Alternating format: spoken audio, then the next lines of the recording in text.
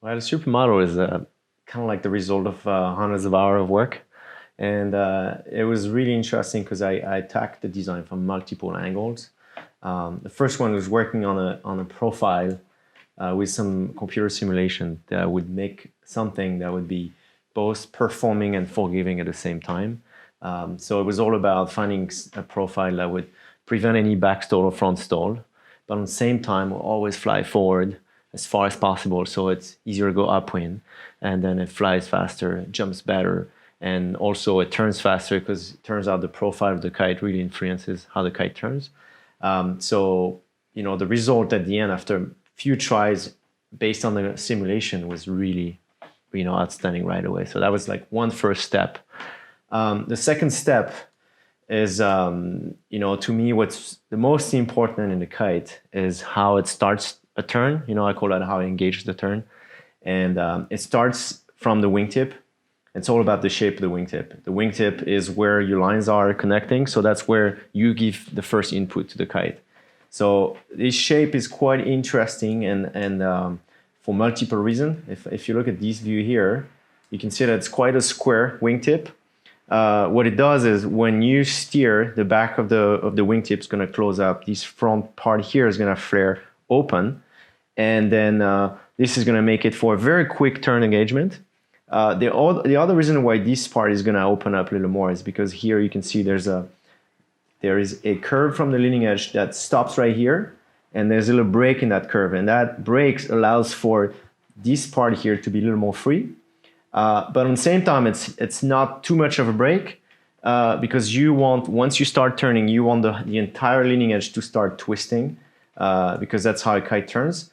So if it twists nicely, you get a nice transfer of the torque from your wingtip to the entire leading edge. You have a kite that really gives a good constant pull during a turn, which is awesome for when you jump because as you turn, you keep on flying up. Awesome for wave riding because as you steer, you keep having constant pull during your bottom turn, but also awesome for someone that's not a very good kite flyer because as he steers his kite, when he's trying to get going, the kite has a constant pull, he doesn't get yanked, and then the kite stops pulling. So it's really something that benefits everyone at every level, and that was really the goal in that kite, to make a kite that's forgiving and easy for every level of riders. And as a side caveat to that, it just happens to jump really high.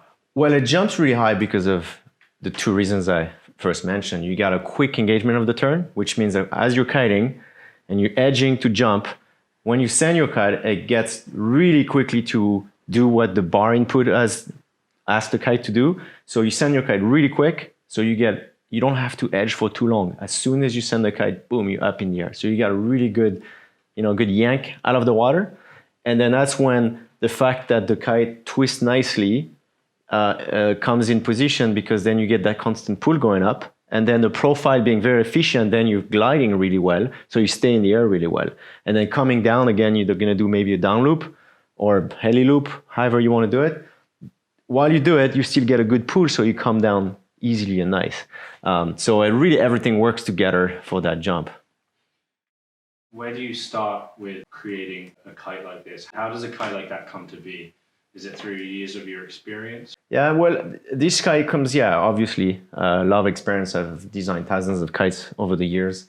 And on that one, I had a very clear idea of what I wanted to do. Pretty much the kite had to, fit Kevin, fit me for riding, and fit most people.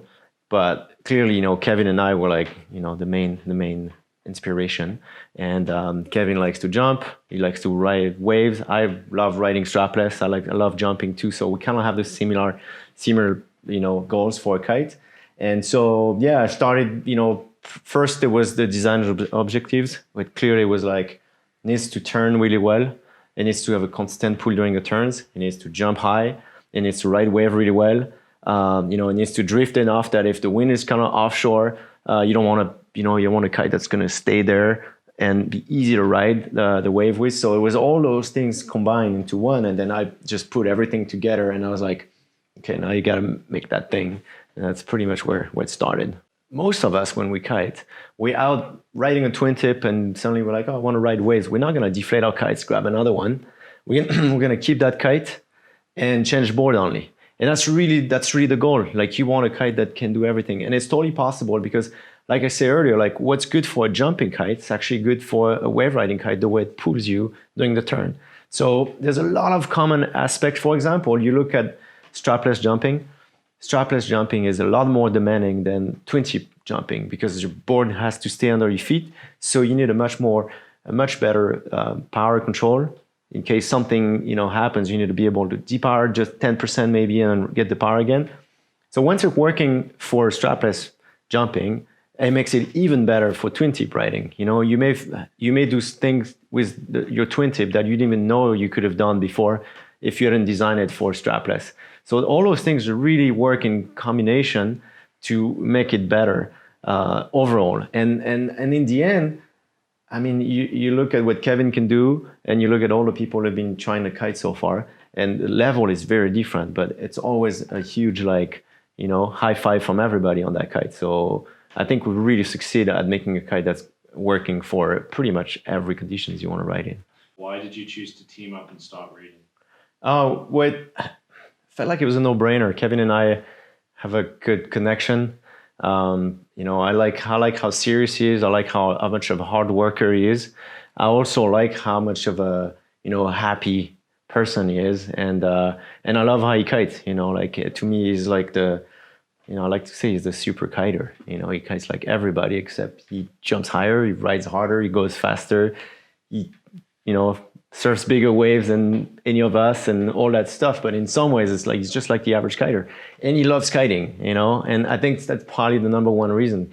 I love kiting, he loves kiting. It makes total sense that we work together to make something that really would be pretty much no limit for us to do whatever we want. So would you say that is the main benefit of you guys starting your own company? Well, I think it's the main benefit of us being together is the freedom. We do products that we would want to buy. We're gonna do the marketing the way we want, and we're gonna go to the events we want to go to, and we're gonna share with the customer we want to. We're gonna work with the dealers we want to work to. That's just so awesome. So in a kite, there's a lot of what you see, which is the shape, the wingtip, the colors, the graphics. But what to me is really the core of a kite is those little pieces of line, the bridles. It is really probably the hardest part to design on a kite, and also the most important. There's a whole magic about making them right. And once you get it right, the kite just is naturally stable and works. If you think about you pulling on a piece of rope, if the piece of rope is aligned, it goes straight. If the piece of rope is sideways, you're going to pull and the thing's going to want to go straight. So that's unbalanced. So it's key to get a kite that's balanced. And on this kite, I worked really a lot on both on the computer to find the perfect balance, and then going back and forth in the water, aligning everything, measuring what's going on in the bridles to find that perfect number of where it was flying great. Right, so the bridles, I went with a bridle that's a pure Dyneema bridle, and it's also weaved in a way where the fibers are really at a low angle, they're almost straight. So that means you really have barely any compression of the weaving. It's the pure Dyneema.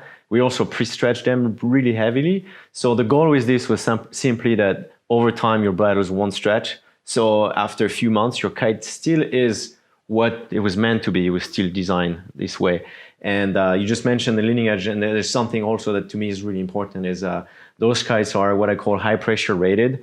So we build them with a special thread and extra reinforcement, so you can actually pump them up really hard. And to me, it's really important that you pump them up at the pressure that we suggest, because then you actually get the design that it was meant to be. If your kite's moving in the air, you only get a certain percentage of the performance that was supposed to be. But if you have it, stiff like it's supposed to be, then it's not going to deform, and you get something that's exactly, right in the air, and you get 100% of what you're supposed to get with the kite. We went with a high density ripstop canopy. It's a 3 ripstop.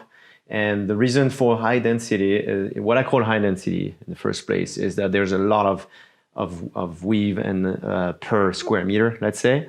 So once you reach a certain level, if there's enough weave per meter, per square meter, then the material is more rigid, it's stiffer. And the stiffer the material, the quicker the input from your bar gets into the entire canopy. Also, the less stretch you get on the whole kite. So you can see with canopies, high density canopy like that, you can feel it right away. The kites are crisper, they're more responsive, and it makes them work better in a high wind, but also in lighter wind, because it's going to react quicker to your bar input, so it's going to turn faster.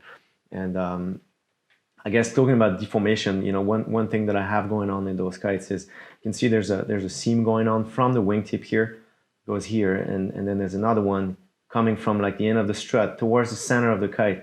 And the reason for those seams is that they take some of the load from your backlines, which is quite a lot. And instead of having most of the load going to the trailing edge, because that would be the natural place to go, this seam helps spreading it towards more of the center of the kite, towards the entire canopy. So you have a better tension throughout the entire canopy of the kite. And the more even the tension, the better the kite's going to react, because you won't have more tension somewhere than other places. So those seams actually are really important for distribution of the load throughout the whole kite. If you think about all the things when you design the kite, if you have a reason for something, usually it's right. You don't do something like, oh, it looks cool, but it makes no sense. It's a mix of like, well, technically it makes sense. I guess I study engineering and product design and aerodynamics and stuff. So I don't know how much of these I really use, but it's probably a combination of all that I put into the design, and then at the end, it works. You guys have gone for thicker hoses. Does that make a difference? Oh, the hose is for the connection of the strut to the leading edge. The bigger the hose, the faster you deflate your strut. And I don't like having to deflate my struts one by one. So I went with like a 9mm hose, so it deflates faster.